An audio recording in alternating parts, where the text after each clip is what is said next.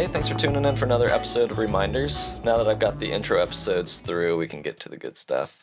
So today I have a very good friend of mine coming on to converse. Selena is someone that I met in college. We both went to Columbia College, Chicago. She was born and raised in Chicago. I was just up there for school. And I was remembering that the first time we met was actually in one of Columbia's practice spaces. And I remember they had a piano in there, and I don't play a whole lot of piano, but I was jamming on piano, she was on bass. And I remember we reached some pretty mystical jam space. Got pretty groovy. I was just remembering that. But anyway, so she is someone who's got her toes in a lot of different pools. So she's a musician, as I mentioned, but she's probably more primarily an artist. She designed the cover art of what you just saw if you're watching on YouTube. I released a single last year called Enough, and she did the cover art for that single as well as the artwork for the EP that song's from, which is called the Fate Weaving EP. So she's a really brilliant artist. She's a energy practitioner as well. And we didn't get too deep into any of that, but one of her hobbies that's been resurfacing lately is crocheting. So she talks a lot about that and how getting back into that has sort of catalyzed a breakthrough of some self-limiting beliefs. So I'll let her share that story. But it was just a really fun, organic, free-flowing conversation. We get into a lot of different stuff. Started with morning routines and a bunch of other stuff I can't remember off the top of my head, but it was a lot of fun. I think you're going to enjoy listening. Quick disclaimer, we did record this via Zoom, so the connection breaks up a little bit. Mostly in the beginning, there's some glitchiness in her audio, but be patient. It smooths out later on. So anyway, without further delay, here we go. My day is going good. I just woke up. What's 1, 2, 3? I was up late finishing the sweater. It definitely took longer than I thought because around the bottom was about the length of time it would take to make a scarf. So, Wow. but I'm so glad it's done. It's like I couldn't sleep. I think about anything else. I would wake up some mornings, like you know, in that in-between space, Yeah. and I was like half awake, but like dreaming that I was crocheting. Oh my gosh. And I was like, damn, I'm afraid. Yeah, you've been going hard on that. Is that the sweater that you're wearing right now? Yep. That's it? Nice. Wow. That looks amazing. Dang. So how long did that take you all in all?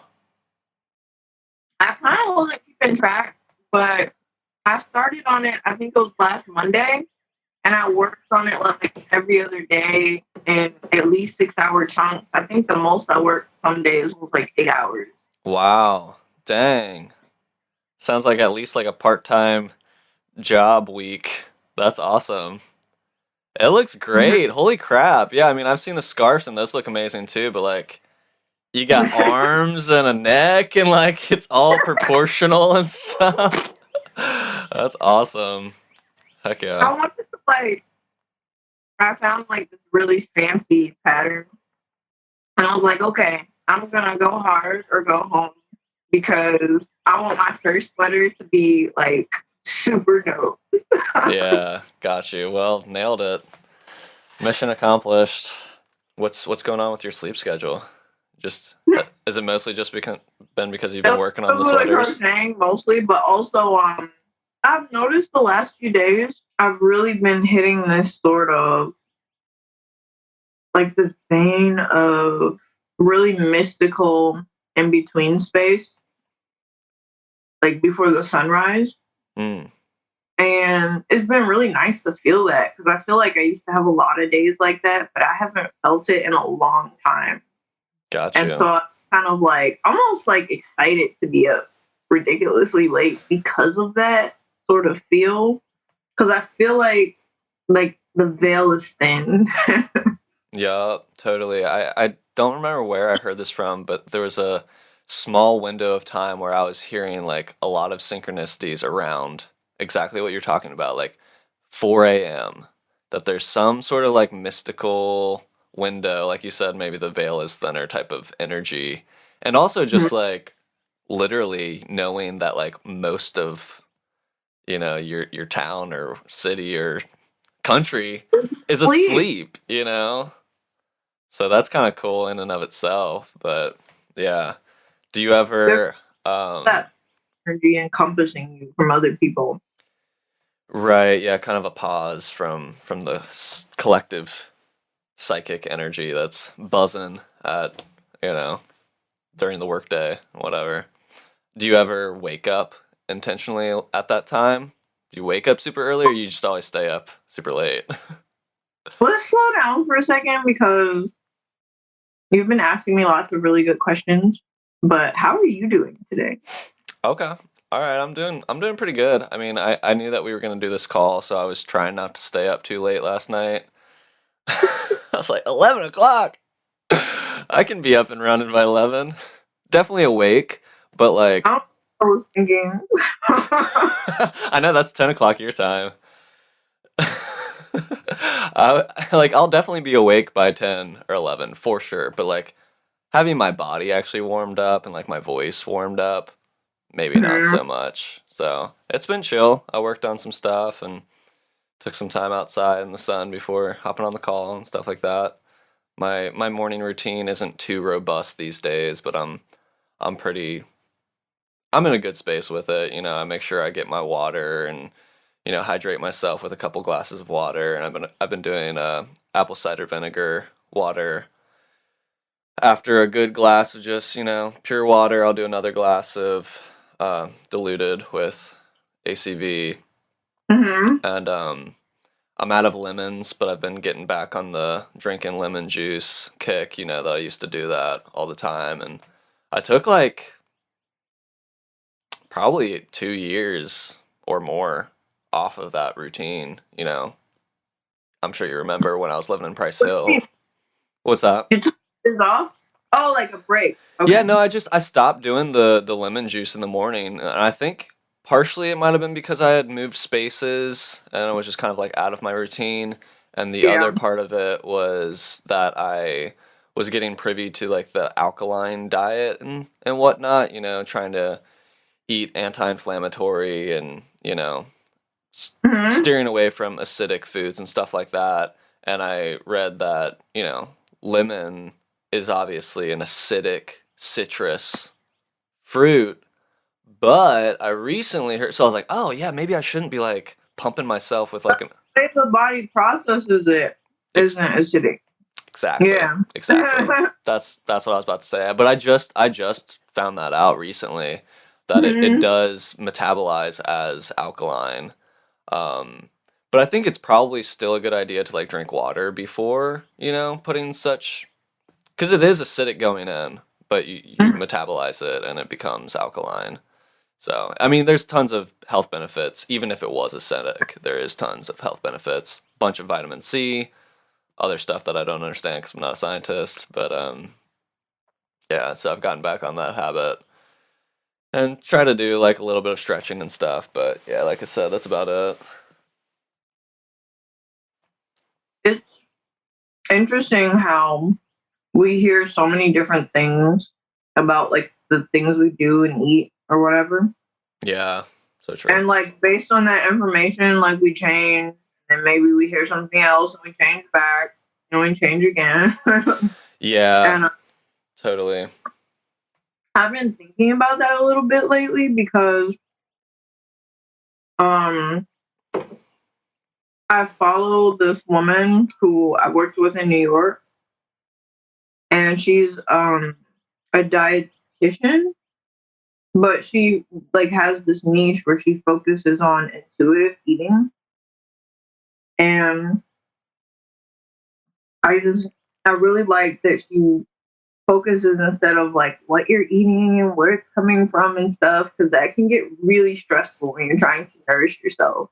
Like, Yeah. not saying we should ignore it, but like sometimes it gets a little out of hand, like an obsession.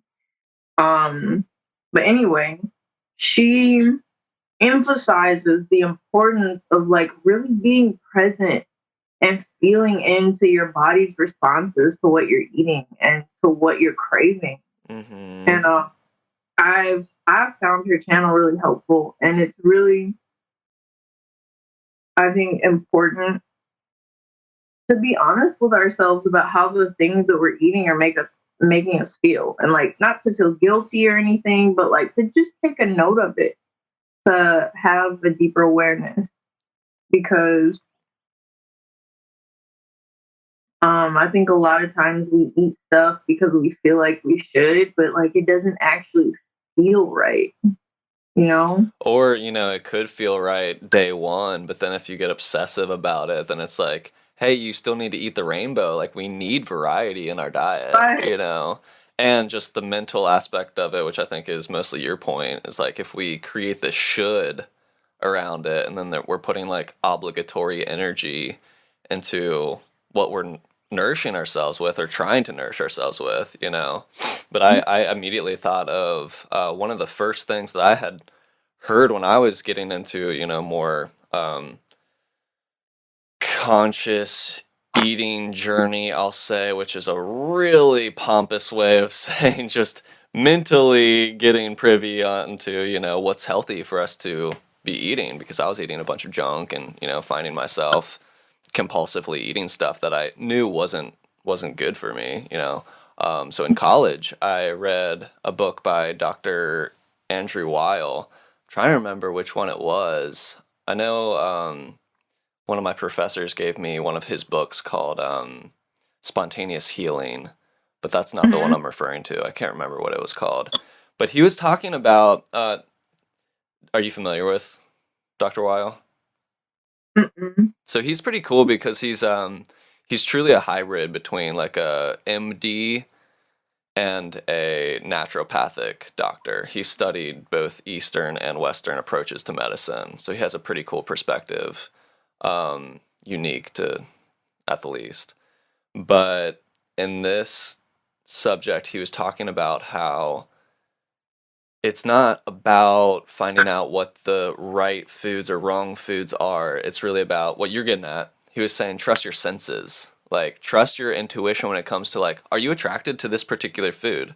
And if you know that you're attracted to, junk food like donuts and, whatever, trans fats and stuff, like maybe that's a question of like, what am I emotionally trying to get out of this interaction? Which is a really key question too.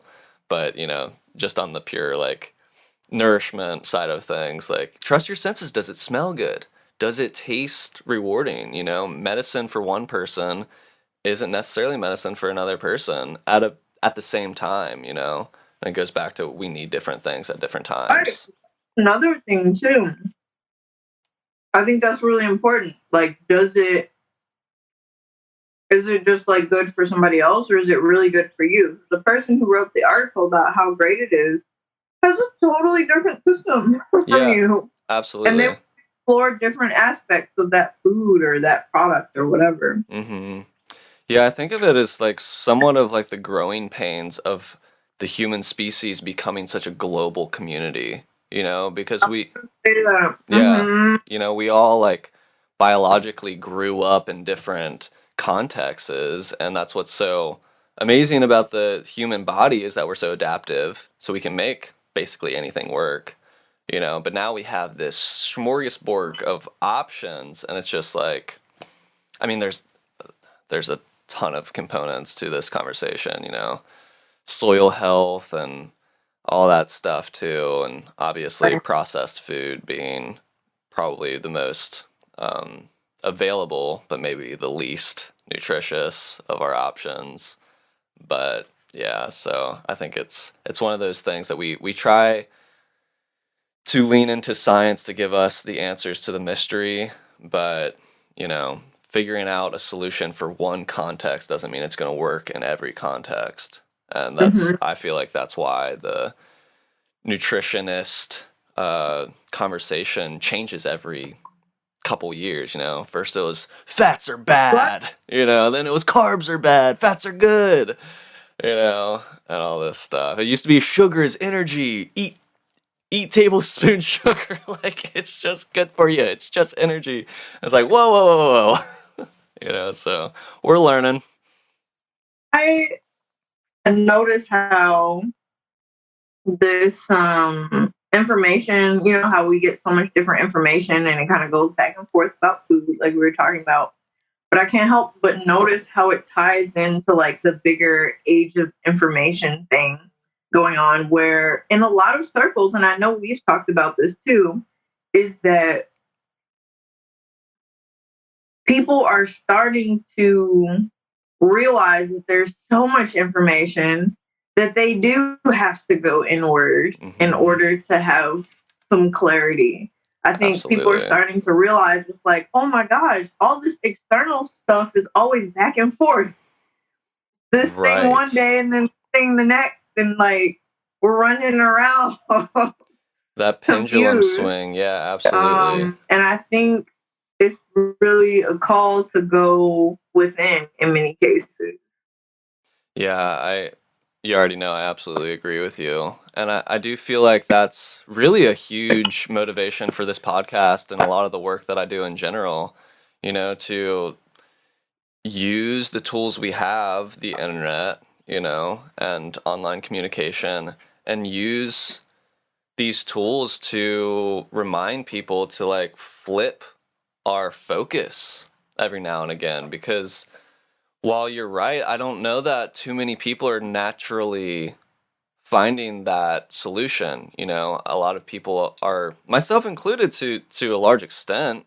We are Mm-hmm. kind of just going round and round in the circles in the mind of, what do I need to be focusing on now? What's the new fear or new enemy for us to collectively battle or whatever.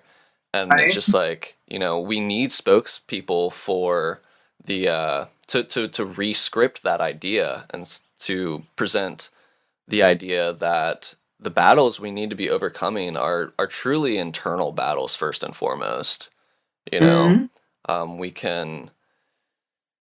we can try to rid ourselves of a disease in the external world, but if we haven't acknowledged our own existential dread, we're always going to be coming up to another thing that's going to trigger that existential dread. And those, I mean, yeah, I mean, that's heavy stuff. Repeating the Wait, you broke up. What was the last thing you said?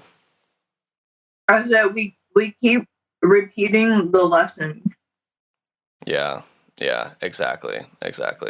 And it's not truly either or. That's the beauty of the non-duality perspective, is that it's always this and that. It's both. It's always both. We try in our overly analytical human minds to put everything in neat little categories, right and wrong, and inner Mm-hmm. versus outer, but like ultimately the outer is the inner is the outer. But I think there is a important discernment as to which we attend to first. Do we rely on our external world to show us what's up, to show us the truth, or do we rely on the internal world to tap into that mystery from a different perspective, from a Mm-hmm. more playful and personal space? I feel like in that space we can be more creative with our experience on Earth rather than feeling just a random, like almost victim to this roller coaster of life. That it's just happening to us and that we have no actual part to play in it, especially if you lean into the determinism, you know, materialist paradigm. Do you know what I mean by that? I don't know what determinism is.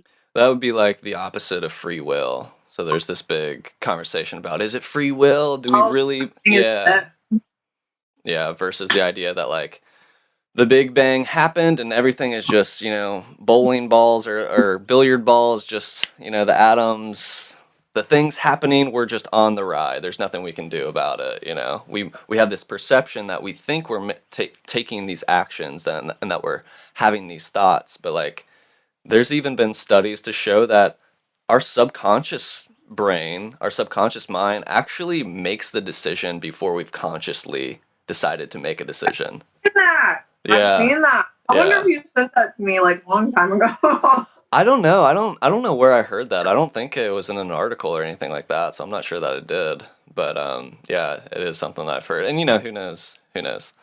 But the idea of it, I mean, we're getting real deep real fast, but my take on that whole conversation is that you know me, I believe in timelines. I believe in, the multiverse theory that basically, I mean, I think of it, I think of it in terms of if we know from a mathematical and scientific standpoint that infinity is a thing, if the universe is truly infinite, then we can't even fathom what that means.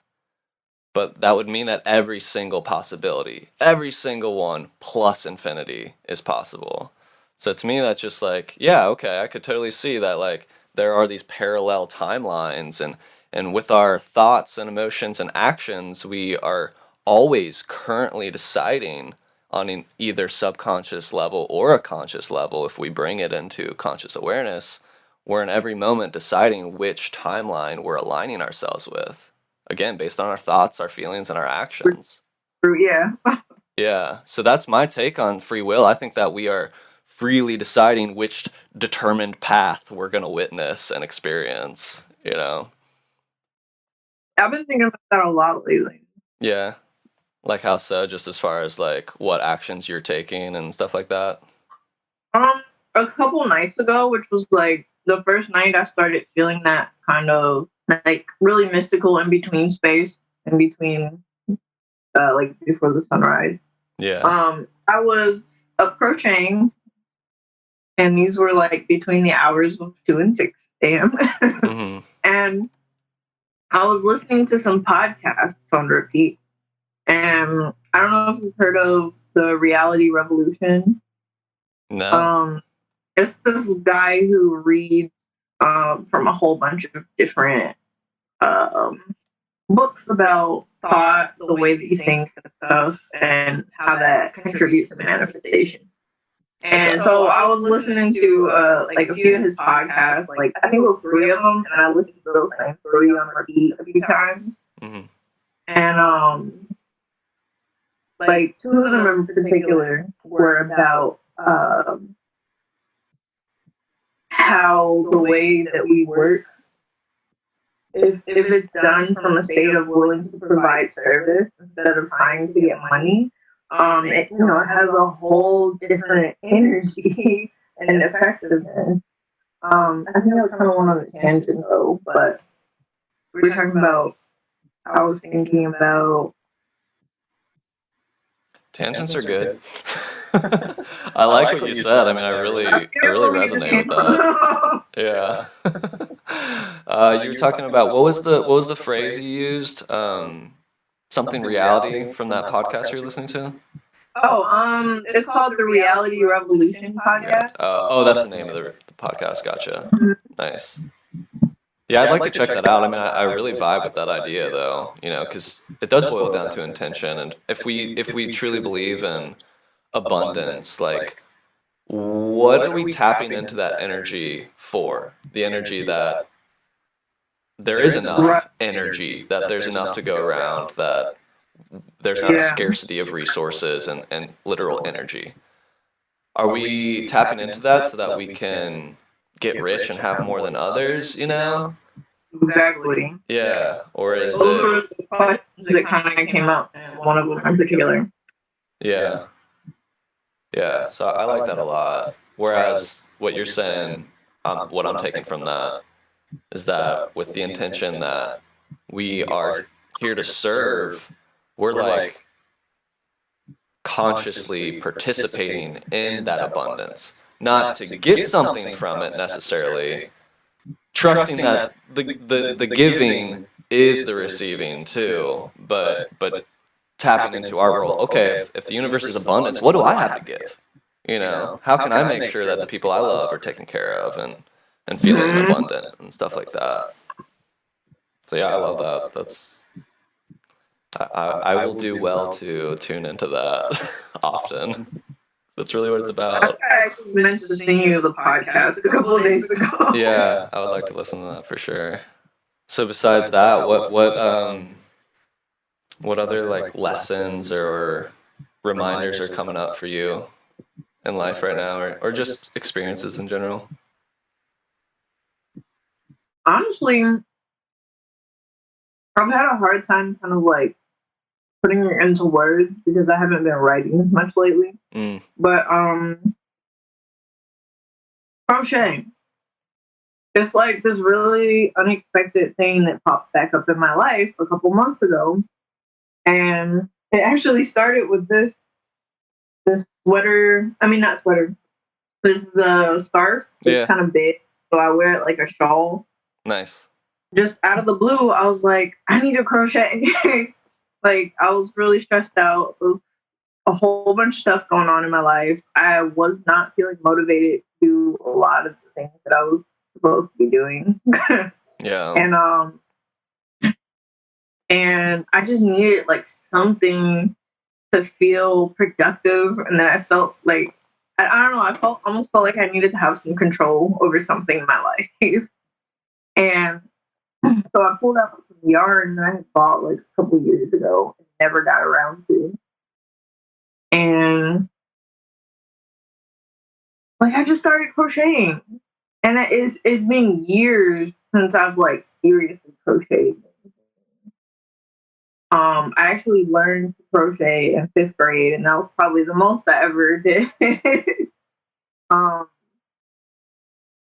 but it was really strange to me that like it kind of came back. I mean, not strange that it came back. Like I do a lot of different things. Some of them have to go on the back burner for a while. Right. Yeah. But the fact that I got so deeply into it so quickly, and actually, I would even say probably more. I've gotten more deeply into crochet than I've ever been. Like aside from when I first learned, I was making a lot of stuff. But this is not the biggest project I did, but this sweater is like the most complicated project that I've done, and it really represents to me overcoming my own limitations about what I can do. So when I was younger, I always used to see pieces like this, sweaters, patterns in general. I always felt really intimidated and kind of shut down every time I saw them. And I would think to myself, I could never do that. It just looked so freaking difficult. And for some reason, that resistance just wasn't there anymore a couple months ago when I started again. So I just started crocheting, and then I just started looking on YouTube because I was like, maybe I could find some crochet something. And Yeah. then I found out people put their patterns online now, like as videos, so you don't have to like read them; you can just watch them do it. That's got to be super helpful. So it's like I feel like a few years ago, even seeing the video and how easy it was being made available, like I still would have been so intimidated because of that pattern of like, oh, I can't do it. Yeah. So not only that, but just like the really sticking it out and finishing it, because I feel like that's something I've really struggled with in my lifetime. It's like I do a lot of different things, but my finishing rate for projects has been like pretty low. And I started to associate that with, I started to identify with that. Yeah. And Understandable. and so in that regard, not only what I'm capable of doing has crochet kind of like flipped the script, but also as far as like finishing things, like I have through all the projects I've done lately, I've probably made like 12 scarves in the last 2 weeks. And It's amazing. yeah, actually, it has been about 12 because I had to redo a couple of them. But 12 and a couple redos. That's some right, serious right. So it's like I've productivity. really been able to feel into this different aspect of myself to reflect how I've been changing my beliefs about what I'm capable of. And like the fact that it manifested through crochet was extremely unexpected because let me tell you, I was not thinking anything about crochet Yeah. for years. Right. All of a sudden, it's like my thing. That's so cool. That's so cool. I love that you shared that. Healing. Yeah, totally, totally. Yeah. I love that because it's so relevant to what I'm trying to get at with this podcast, like recognizing what our limiting beliefs are, figuring out skills and methods for re-scripting those beliefs. And that's just a perfect example because you prove to yourself that that belief was limiting and not true. And you prove that to yourself just by, you know, I think that that's a really beautiful example because, like, let's say there was a painting that you were working on and, like, it was, like, close to being finished, but it just wasn't there, and, like, you were maybe butting up against this belief that, like, oh man, I'm not gonna finish it. Like, I always do this, like, whatever. Yeah. But when we try to, like, break a habit within something that's, like, already super ingrained, like, I feel like approaching it in a different field. You get where I'm going with this? Like, instead of trying to, Yeah, like, break through that. that's what I'm kind of trying to say. Like, Yeah, instead of, like, doing that this is in something art. that I can apply to every other area of my life. It's like a confidence building exercise that I can take anywhere with me. Right, exactly. And just the fact that you had that breakthrough in a field that was, like, sort of adjacent but not your main thing. Like, I would say, like, painting and art, to me that seems like one of your main things. The fact that I'm you like, did that in something so far else. thing. What was that like? What'd you say? Crochet has been so far from my main thing. Right, which I feel like, because that's true, your mental relationship to it isn't already so ingrained. It's like a fresh start almost. Exactly. Yeah, that's so cool. There's no resistance there. So much time has passed. you Yeah, know? yeah. That's so dope. Heck yeah. I mean, I'm just looking at the sweater you're wearing right now and, like, I'm mind blown as to how you actually did that. I mean, you got the sleeves and the puffs and, like, the perfect neck and stuff. That's so sweet.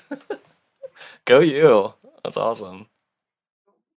Oh, Yeah. look, here's the bottom edge that was like it took as long as a scarf to make. It's just, like the ribbing like on the sleeves, but Okay, all the yeah. way Gotcha. Nice. around. Hell yeah. I'm not gonna lie, like after I finished last night, I think I finished at like it was exactly 4:56, I think. Nice. And I just kept staring at it. I took a few pictures and like I kept staring at the pictures of me modeling it on my phone and like of it just sitting there on my bed. And I just couldn't stop looking at it for like 30 minutes. I was like, oh my God, I did Heck yeah. Heck yeah. it felt really good. I It bet. I felt bet. good. Yeah, I'm proud of you. That's awesome. Thank you. So, two questions came up when you were saying that, but I wanted to geek out about just that it was cool that you shared that first. And now I'm trying to remember the questions. One of the questions was, what? I'm trying to remember. The other question was probably the deeper one. Um, do you have any sense as to why you hesitate to finish projects? Is it even worth getting into it at this point? Honestly, I think just the going through the process of finishing so many crochet pieces over the last few weeks has not only like helped build my confidence, but it helped create a space of healing and observing like why have I repeated that pattern so many times of not finishing things. Mm-hmm. And I think I've been getting a little more insight into it. One of the insights was that like, yeah, being able to step away from it for a while. And I do realize that I need to take more breaks from the things that I do, not just like stop working on them types of breaks, but like stop Mm-hmm. thinking about it types of breaks. Gotcha. Like I need to let my mind rest away from I guess the stresses of projects because I need the space to be renewed and playful in whatever I'm doing. And I think that's why I have so many different like hobbies and skills as well. But really leaning into that instead of feeling like it was a bad thing that, I'm doing so many different things. But leaning into it as a thing that can actually support me and renew me. I feel that. Does that Yeah, it does. I relate to that to a degree. I don't necessarily feel like I struggle to finish things when I have a clear vision of what it is and how it makes sense in a context. So like I have folders and folders of riff ideas, little guitar lines and stuff that I've collected over the past decade or more at this point, you know? And so I could say like, oh man, those are all ideas that I never finished, but a lot of them weren't really like ideas that I ever worked on. They were just little seedlings that happened in a jam of just playing for fun, and I just captured it. Like maybe I'll turn that into a song later. And obviously I did do that for a lot of songs that I've made. you've made a lot of songs? I have, and I'm like, sidebar, I'm sort of trying to slow it down a little bit to like catch up with the releases and like whatever, that's a whole thing. But actually I started writing. I did a writing session last night, which was a lot of fun because I was cleaning out some files on my desktop or whatever, and came across two songs that I had started March of 2021. So like a full year ago, I recorded these two song ideas, and they're like pretty well fleshed out. Like they were almost not with lyrics or anything, but like the guitar like foundation was pretty well set for both of them. So I relearned how to play one of them last night and ended up writing a new section for it and stuff, and that was a lot of fun. Just reminded me how much I enjoy that process. But anyway, reeling it back, I was saying that for me, like if I do start a song, like those two songs, that's a perfect example actually. Like I had those two ideas, but I didn't contextualize them within any project. So I just forgot about them, you know? For me, it's not enough to just write a song for its own sake. Like I always kind of need to anchor them into like an album or an EP. Just that's how I like to explore creating music, is within like a context that I can really try out a style throughout, 20 minutes or an hour, whatever. You said too, like just how much of an impact it had on you to listen to albums all the way through as a full, and how a lot of people don't really do that anymore. Yeah, no, that's a great point. That's I'm not definitely surprised it also shows in the way that you create. exactly right. I'm definitely catering my music creativity into my own interests as a music listener. I like listening to full journeys of, an album. And Yeah. I mean that's really something that I almost struggle with because I am sort of creating within a medium that like feels a little irrelevant now, and the singles and playlists culture of music listening that we're in now, the Spotify era. Not too many people are listening to full EPs or full, let alone full albums. So I mean, I'm gonna do me. Like I'm not really worried about it, but I'm just aware of that and trying to figure out ways that I can still like bridge that gap. And yeah, I don't know. It kind of reminds me of one. And that's what I was going to say too about relating to the idea of like trying out a bunch of different things. I've got a bunch of different ideas that I've been, cooking up for years. One of them that I started at some point last year and did like a few episodes of the reviews series on my YouTube channel, where I was like doing basically like meditative listen. The song reviews. Yes, yeah. I love those. Thank you. Yeah, I want to get back into that because there was one Radiohead video that like a lot of people found, and I got a lot of positive feedback on that. So every now and again, I'll get another comment on that, and I'll be like, oh yeah, I need to get back into that. Yeah. So anyway, I feel like using that avenue, like if now that I'm sort of, brushing out all the cobwebs of, whatever stagnation's been going on, or, just winter, just needing that time to rest, like you were talking about, to take time away from the constant drudgery of, even if it's creativity, it's still, we need to focus on different things. We need nourishment in different ways, right? Right. Yeah. So, but I feel like that particular series is a cool way of inviting people into a deeper relationship with music, So many people, music is just like booty boppers or just something you hear in a commercial or, something to pass the time in a car ride or something like that. But for me, it's like a psychedelic. It's a mind expanding like modality for being present and being, entertained or taken somewhere in I love myself. that. I love that. I love that take on music. Yeah.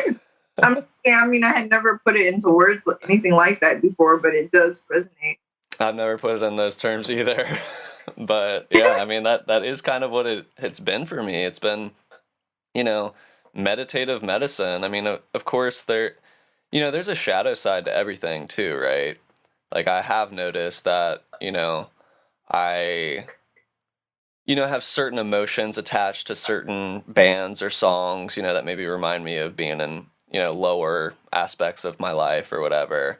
But like the music's so good, so I like still come back to it now and again. So like there's a shadow side, and sometimes it's like escapist, If you rely too heavily upon any medicine, it becomes poison. You know what I mean?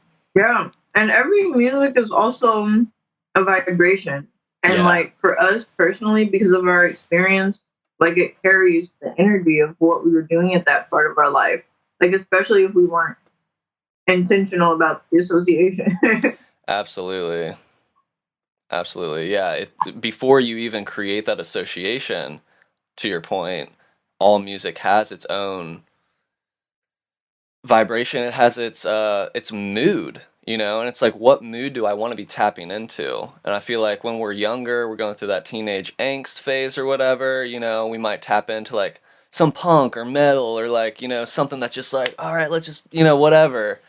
And that may not be serving me as an adult, maybe I need stuff that's more grounding and maybe more peaceful. Maybe that's the mood that I need to be tuning into more often, But I have this like nostalgia for, whatever it is. Porcupine Tree is probably a good one for me. Like it's beautiful, like progressive rock music, but the lyrics are just they're not life enforcing, like, for the most part. Um, I don't know. Coheed and Cambria is another one. I've went hard on them in 2020 and a little bit last year too. And I realized like it was just not only nostalgia, it was like there's something about that music that's so like stimulating. It's like coffee, It's like Yeah. it's fun, it's just uppity, it's really catchy. But like it's this sci-fi story, it's like violent, it's like do I really need to be like singing along to that sort of thing like Right. 7 days a week? I definitely have some music like that. Actually, one of my favorite artists I have to kind of avoid. Really? Yeah, because like you know how much I love Nine Inch Nails. Yeah. Like most of that music is just like so dark So and dark. heavy. Yeah, absolutely. It also reminds me of the times in my life where I found that music. But it's like it's so beautiful because it's such good music. Right, right. But I do really have to ask myself, I'm like, okay, you know what am I where am I trying to resonate today? What am I trying to tune myself to? Exactly. Exactly. And sometimes I do still listen to it, but it's like, how much am I listening to and for what purpose? Because like I'll put on the With Teeth album if I need to clean the whole house that day. Yeah, yeah. And that'll give me some energy. But other than that, it's like I don't need to be listening to any I of it. 100% feel that. Yeah, it's so alluring, like I can't deny the nostalgia factor. Like that definitely does play a part, especially, we're grown ass adults. Like, yeah, there is something attractive to going back to the things that we vibed with when we were kids or whatever. And it's just like, it has that sort of like homey feel.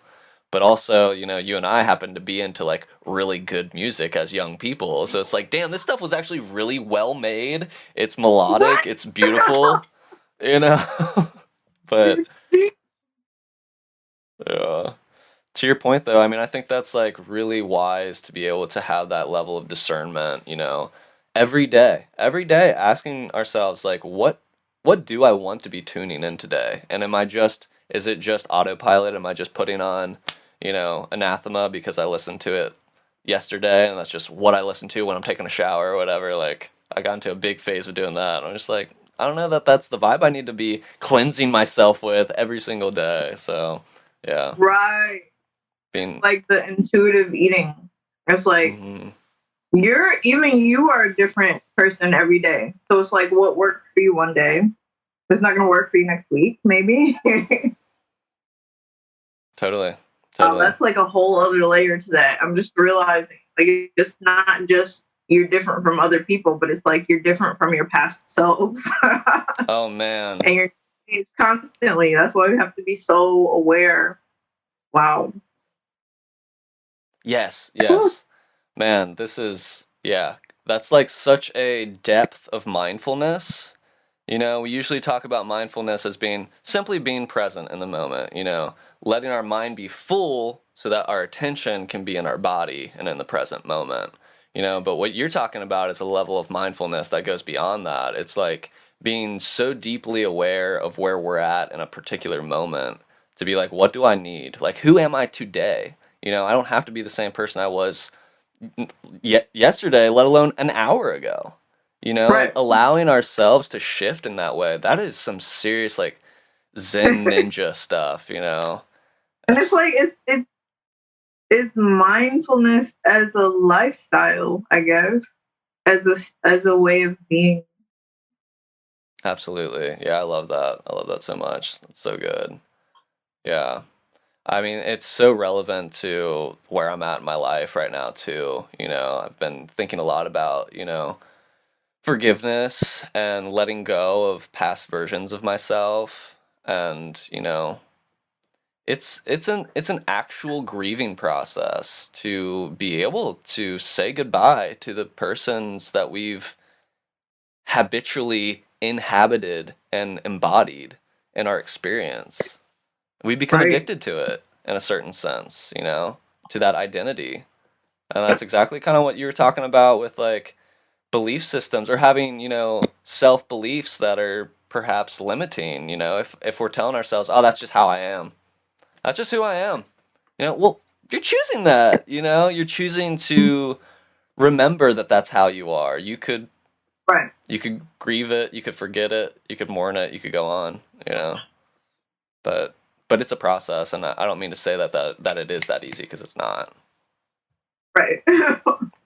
um Something I did want to say like about crochet and everything lately. I definitely want to mention that there is an aspect of grace Mm, what has happened for me lately because it wasn't necessarily directly intentional. It's like I just felt like one day I was like, oh, you know what? I'm gonna pull out all my yarn that I've been neglecting for the last couple of years, like yarn that I had bought in New York, and and I just want to say there's an aspect of grace to it because it's not like I was articulately working my way up to thoughts of like, oh, I can finish things. But it was more so like I was inspired to follow this like little path of inquiry or curiosity and interest. So it does feel like there's an element of the divine and sort of like the timing of everything, the inspiration, And I'm really grateful for that because it's allowed me to tap into the thoughts of, um, just it's given me a glimpse. It's like I got a glimpse from the divine of who I really am. So I was reminded of what I'm capable of. And like another thing you said too is like you haven't so much struggled with finishing things because you had a clear vision. And that's something that I haven't had a lot, but I've become more aware of it lately because before I did the sweater, I knew what it was going to look like, and I knew that I was going to have made it. Like I Mm. saw it, and I was like, "That's the one." And I didn't stop until I finished. And sometimes, like I felt like my hand was going to fall off. So I wouldn't stop crocheting. And like, actually, it's hilarious because a few days ago, my dad tried to do like a little mini intervention thingy. He's like, Selena, like that I haven't seen crocheting the last couple of weeks. He's like, Selena, I think you need to stop and take a break. Like, Put the can needles down. I take a picture? And like, he was genuinely concerned, and I was like, no, I'm just really focused. Like, this has to be done because I say so. I And feel it's like you. I felt that authority, that agency to say this is going to be done by this date. Yeah, So yeah. A few things are coming up for me. First, I love that you're using the word grace. That's the perfect word for it. And I absolutely agree with you that, as much as we try to take our lives and take the reins of our lives, into our own hands, at some point we have to surrender to the mystery, but again, it's both. It's it's both. Yeah, trusting. trust in some of your other videos. I really resonated with that. Yeah, and I feel like once we can surrender into that trust, then we open up space for us to have more of an intentional grasp on reality, if you will. So I just want to point that out that I totally vibe with that language. And then shoot, what else was I gonna say? When it comes to vision, I just wanted to acknowledge that I definitely have more work to do, so to speak, when it comes to that, because while I do have, while that's been true for, say, creating an album, like the Solati project for me, that was a great anchor for years, for literal years. In fact, I haven't even released the full album version of it yet. Like, that's how Really? yeah, like I've only released the two EPs. So the two EPs were never intended to be EPs. Sola and Lati. It was always Okay. written as an actual album. And now I've added some drum set. My buddy Ryan, who's like basically the other half of the band at this point, um, the live band for sure. I've got him on a few tracks, putting his percussion on there, and so there's like new mixes of some of those tracks. Some of them are the same, but I'm gonna Mhm. release that as an actual album like soon, this spring or summer. So my point is, while I have had vision within certain projects, I'm realizing that like I need to have vision for my whole life. Like what am I actually doing here? What do I want to be doing here? And what purpose am I serving? Who am I serving? And for what, right? Because we're always serving somebody. We're either serving the gods of gluttony and laziness and whatever it may be, but we're Right. serving something, some energy. So What are getting we clear. attempting to Mm-hmm. continue? Yeah, exactly.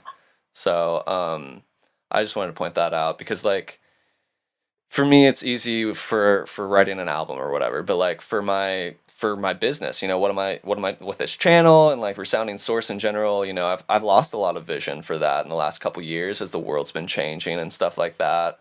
And it's becoming more clear to me now what I do have to share with a community, and that sort of thing. But yeah, I just wanted to point that out because it can be the reviews series is a perfect example. I started something, I had momentum for like a few weeks, and then I kind Mhm. of just like, I mean, it was an experiment. It did, and I did have the intention of like, I'll see how it goes, like see if it's something that people are interested in. And I guess I just sort of felt like, like maybe long format stuff isn't really what people are interested in or whatever. So it became that I was relying on the external cues for whether or not I wanted to do this. But now, especially through this conversation, I am feeling more anchored into why that's a cool thing to do, to like I said, invite people into a more mindful listening experience. You And know what? I just correlated. This may have been a direct impact from listening to all your review videos. I think I listened to like half of them or like 2/3 of what all you had as far as the song reviews. oh, nice. And I just realized like ever since then, I have been finding new music, which I have rarely ever done, is like go out actually seeking new music. Like I'll usually find something and then like just listen to that over and over again for the next 2 years. Same. They do. But I think you helped me lean into such a deeper mindfulness of music, and which is like saying a lot too, because I'm a musician. That's one of the many pavilion different things that I do, and I have noticed that I'm more open to the full experience of a song instead of just like, oh, I heard something that was cool, let me save that and listen to it for a few months. But it's like I'm actually like listening to new music, feeling into it, and I don't know that I've really done that before. So thank you. I think that may have been Well, thank you for saying inspired that. by those videos. Yeah, I really appreciate that feedback. Even just yesterday or a couple days ago, yeah, it was yesterday. I was driving back from doing lessons.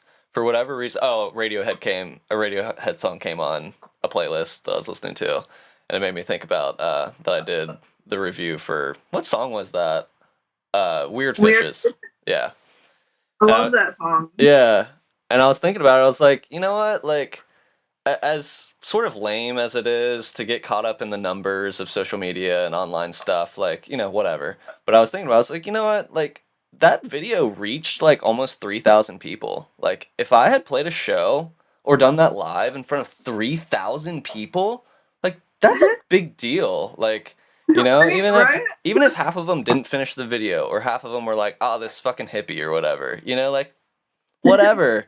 The fact that something can have a reach, I'm like, that's worth doing. If I could help inspire a third of that amount of people, if I could help inspire one person to be more mindful, like, that's worth doing, you know? And it's easy for me to lose motivation when I don't have a clear anchor to my vision and my motivation for why I'm even doing this stuff. Right, right. So I think I did get kind of caught up in like, oh, wanting to, lean into entrepreneurship and like wanting to pay my bills with creativity and stuff. And like, I just take a lot of encouragement from what you said earlier about like, don't even worry about that. Don't worry about paying the bills. Like, focus on serving a community. Focus on serving your spirit. Like, inspires you, what in life is exciting to do that, just do that, see and trust and see what comes. It's just like we try to figure everything out from the start, but Right. And it's like, we're not meant to figure everything out. yeah, yeah. We don't even have the capacity. I know. I'm serious. Oh, I know. So, I was just having this experience on Saturday, um where I was again finding myself in a moment of verbalizing the mystery of life, and I was talking to Kara about it, and I can't remember exactly what I was saying, but I just had to laugh at myself after about 5 minutes. I was just like, we'll never know, and that's been my biggest saving grace, honestly, in my life, because as you know, I'm an extremely heady, cerebral type of energy. So I am trying to like kind of figure things out. And luckily, I've been graced with enough exposure to whatever, to grace, that I feel comfortable and I feel solace in surrendering to the mystery and knowing that I won't know at all. And but still, again, it's both. It's not either or, it's both. So it's like it's not that I stop communicating about it.